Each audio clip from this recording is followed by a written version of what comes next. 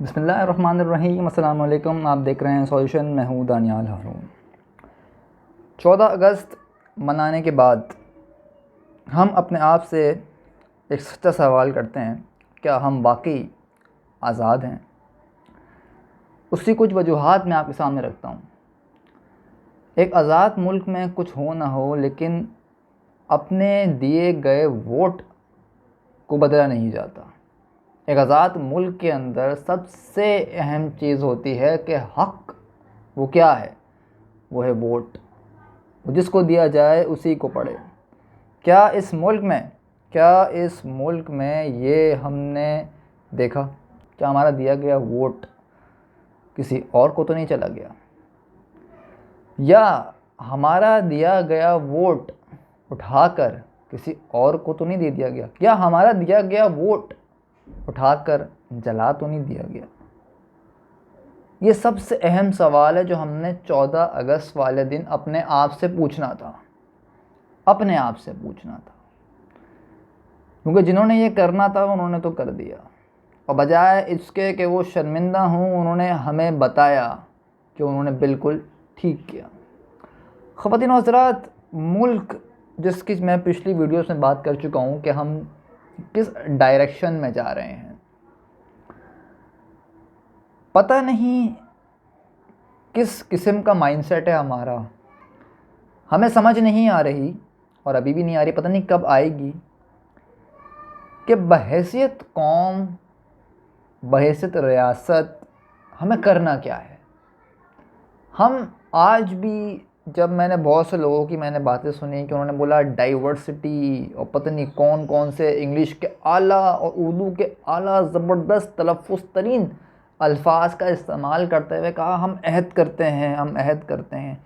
75 साल बाद भी तुम अहद कर रहे हो। इसके मैंने अपनी पिछली वीडियो में बोला था कि 75 जो काम 75 घंटे 77 घंटे के बाद होना चाहिए था, वो 77 साल बाद भी नहीं हुआ। बेसिक नीड, बेसिक राइट नहीं है। और अगर उस बेसिक राइट को फैब्रिकेट, झूठा भी करा जा रहा है तो खुलकर नंगे तरीके से, ये बड़े अफसोस की बात है। हमने बहैसियत कौम किस तरह आगे जाना है, मैंने हमेशा फॉलो अप की बात की। मैं ज़ाहिर बात है हम करंट अफेयर्स को टच नहीं कर पा रहे, कुछ वक्फा आ जाता है वीडियोस में। मैं हर दफ़ा आके पूछता हूँ कि फॉलो अप, पॉलिसी, नियत, ख्वाहिशात, बड़े बड़े फ़लसफ़े वो नहीं सुनने, उसका टाइम नहीं है। पॉलिसी एग्जीक्यूशन का टाइम है, और उस पॉलिसी एग्जीक्यूशन जिनके लिए करनी है उनसे पूछना पड़ेगा।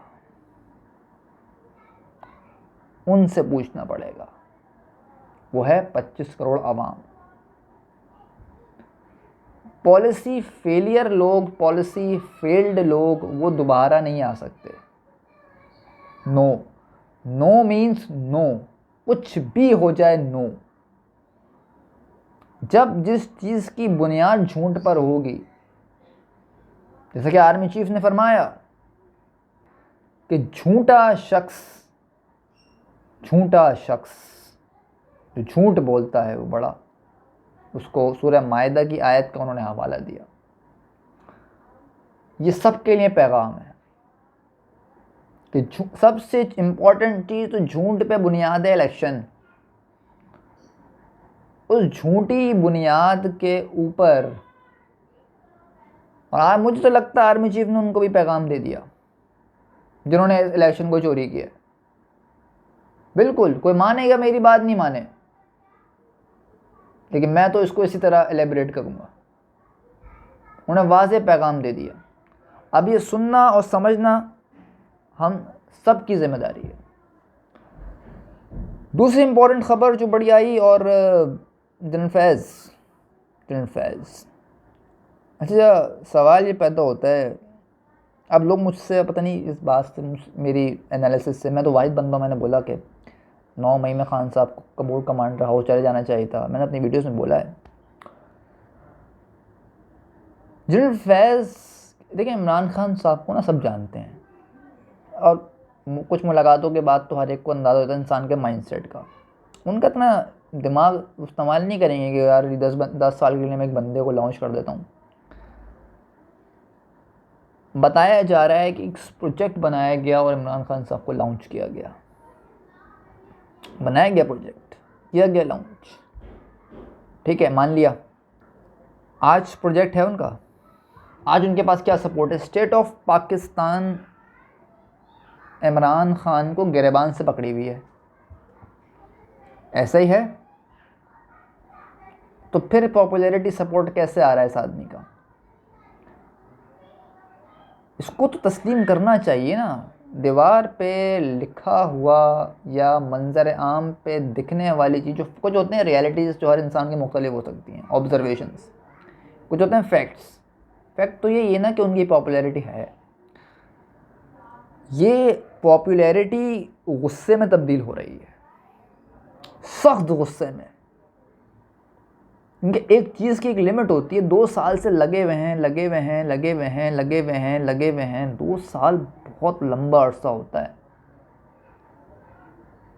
1 महीने में बांग्लादेश के लोगों ने अपनी बात मनवा ली, हमें 2 साल लग गए और अभी भी पता नहीं क्या होगा, I don't know. The point of the matter is कि हमें किस तरह आगे बढ़ना है। हाँ, बात हो रही जनरल फैज़ की। जनरल फैज़